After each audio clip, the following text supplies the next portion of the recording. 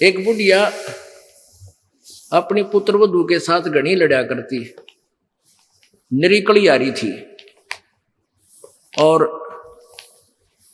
उनका उसका पुत्र आज्ञाकारी था।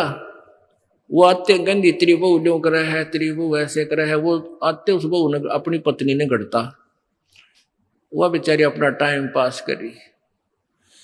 एक दिन क्या हुआ कि कोई बहन सत्संग में जाया करती थी, और उस बुढ़िया तो बोली अपनी सहेली तो यानी बुढ़िया वह थी, बुजुर्ग वो थी, कि चल सत्संग में चलेंगे, थोड़ा सारे दिन बहू के लड़े जा है, तेरा भी मन और सा हो जाएगा। तो वह चली गई। उन्होंने ज्ञान सुन लिया, अच्छी आत्मा थी, सत्संग का असर हो जाता है।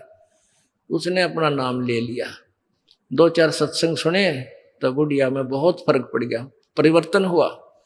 एक दिन वो पुत्र वधू उसकी दूध काट के भैंस का 5-6 किलो दूध, और ऐसे ऊपर कड़ियों में एक कड़ा लटे, और ऐसे ऊपर कड़ियों में एक कड़ा, उसमें बाल्टी टांग दिया करते बिल्ली कुत्ते से बचाव के लिए दूध की। तो उसने वो प्रतिदिन टांगती थी, ऐसे ऊंचे हाथ करके नू टांगना होता था। तो वह दूध काट के ले आई पुत्र वधू, और उधर से वो उसका ध्यान दूसरी साइड हो गया, और वो नू करके एक बार तो नू कर लिया, अभ्यास सा था उसका बड़ा है, नू करके नू किया, वो उल्टी साइड तो लग गया, और वो टंग्या को नहीं, उसने सोचा टंग्या छोड़ दिया, वो छोड़ते बाल्टी नीचे गिर गई, सारे फर्श पे दूध फैल गया।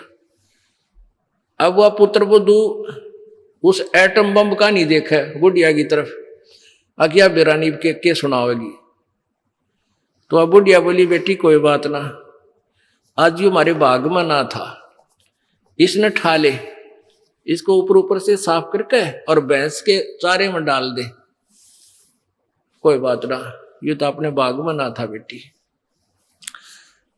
अब पुत्र वधू सुन होगी कि आज इस तोब में तो गोले ना निकले, यद बहुत मीठी बाणी बोली, ये कौन सा स्टेशन पकड़ गई बुढ़िया आज यार। तो उसने आके अपनी सास के चरणों में शीश रख दिया और कहने लगी, माता जी मेरे से भूल से होगी, मैंने जान के नहीं। अब बेटी मन मुझे पता है, ये तो होना था, दूध तो जाए लिया, ये लड़ाई शेष थी, ना दूध आवे बेटी, चाहे मैं लड़ लूं चाहे ना लड़ लूं।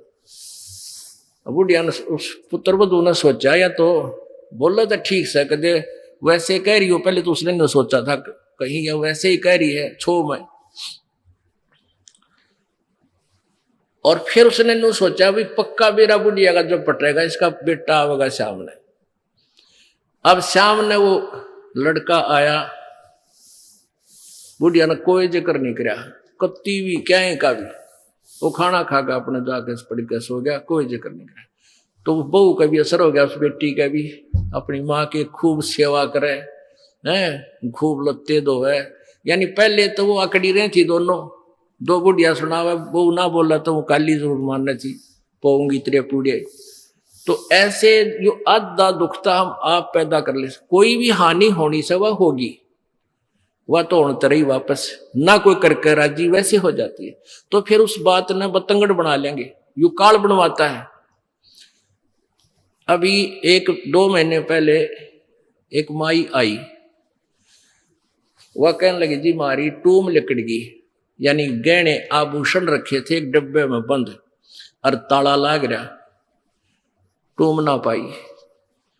मैं बोला, बहन बात सुन ले, आप किसी का नाम मत लेना घर में, किसी पर शक ना करिए, जब तू वचन पर डटेगी ये टूम कितना नहीं जा अपने आप आ जाए तेरी। ने बोले, जी आपकी आज्ञा का पालन करूंगा। बेटी तो खाम का, मैंने इस दृष्टिकोण से कहा था इस दास ने कि वो जात ली, वो तो जो चोरी होनी थी होली, अब यो एक दूसरे पर शक करके दुश्मन और बन जाएंगी, एक कड़ा और काल शुरू करवा देगा। लेकिन उस बेबे ने इस दास के वचन का पालन किया, ने बोले जी कत्ती जक्र नहीं किया, और उस पुत्र वधू से भी कह दिया, बेटी कोई बात ना, महाराज जी का आदेश है, किसी पर शक नहीं करना है, ना किसी का नाम लेना, मारी होंगी तो आ जाएंगे।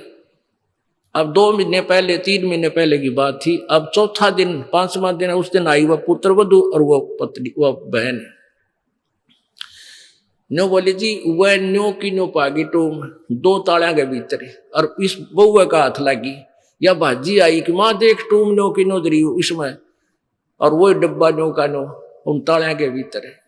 कल बताओ रो में चौथा 5वां दिन आकर तो पुण्यात्माओं इस युग काल चाव है कि इनके रोज जूत बाजे किसी भी कारण से पिता पुत्र की भाई बहन की और आपस में पति पत्नी की सास बहू की इन्होंने तो फिर आपस में फिर समाज की इसने ये चाहता है कि भक्ति तो दूर हो जाए भगवान का नहीं सोचे नहीं अपने ही खड्डे में आप पड़े रहे और परमात्मा चाहता है ये बच्चे आपसी राग द्वेष छोड़कर मेरी तरफ ज्यादा ध्यान दे तब कल्याण होगा।